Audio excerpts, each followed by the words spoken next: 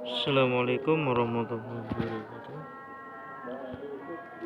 Nama saya Muhammad Rahman Hidayat. Di sini saya akan mereview jurnal tentang seklepersal ikan nila. Bagaimana ikan nila merah ini disebut dengan nama latin Coriochromis niloticus sp. Nah, di sini saya akan mereview bagaimana perendaman larva atau menggunakan artemia di sini ya. Yang pertama ada produksi ikan nila yaitu Coriochromis niloticus sp, di mana di Indonesia ini menduduki urutan ketiga terbesar urutan ikan kolam air tawar. Di sini ada laju pertumbuhan ikan nila yang berkelamin jantan sekitar 20% dan lebih cepat ketimbang betina dalam pertumbuhannya. Di sini pada pola umumnya itu kita untuk memproduksi, contohnya monosek itu harus jantan semua, dilakukan mulai teknik yaitu sek reversal ini ya, dan dengan menggunakan hormon mulai yang direndam atau menyuntikkan mulai pakan. Namun peredaran berbagai hormon mulai dibatasi karena bersifat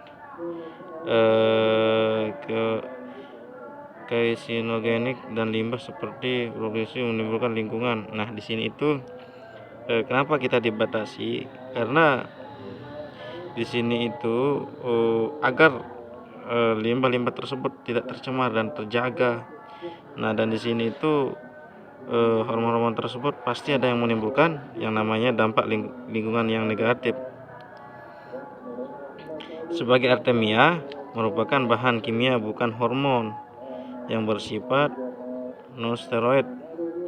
Nah, di sini itu kita akan bagaimana artemia itu mudah tercerai dan ramah lingkungan ya, yang tidak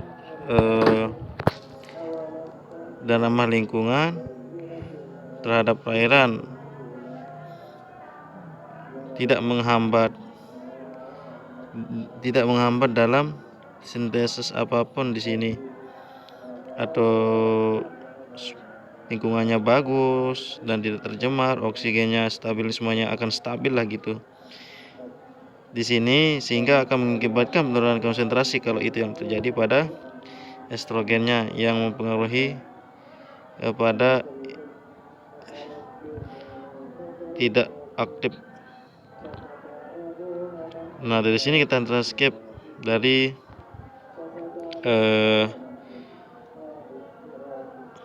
sebagai feedbacknya pada ikan nila Coriochromis. Di sini kita akan bagaimana pendederan telur fasenya itu ya,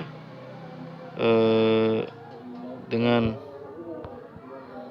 fase yang bintik mata dapat menghasilkan ikan sampai 82,22% pada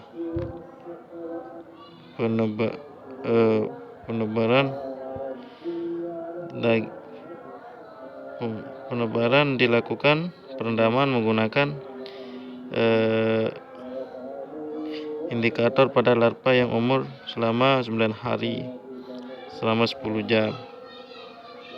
Dan di sini yang kita ingin ketahui itu parameternya yang parameter yang diamati meliputi persentase jenis kelamin jantan dan tingkat kelangsungan hidup larva.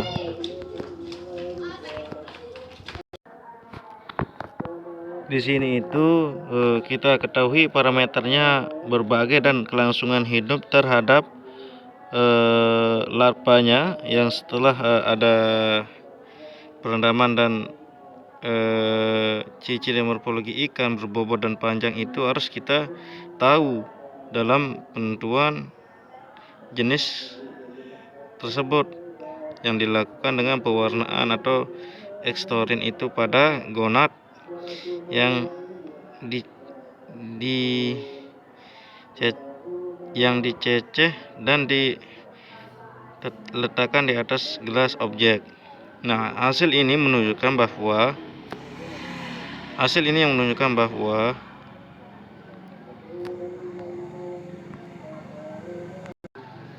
dari hasil ini menunjukkan bahwa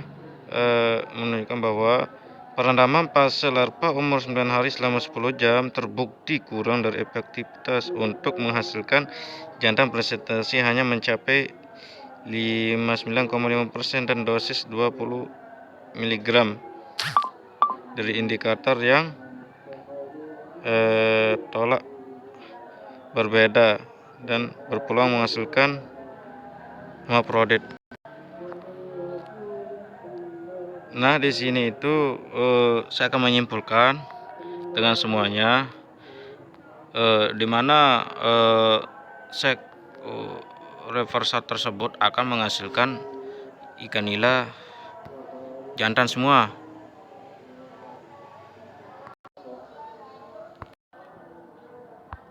Di sini saya akan menyimpulkan dari hasil tersebut bahwa sebagian besar bisa menjadi dari parameternya ini bisa menjadi monoseks jantan, hanya dari sekian persennya, akan tetapi dari sekian persennya juga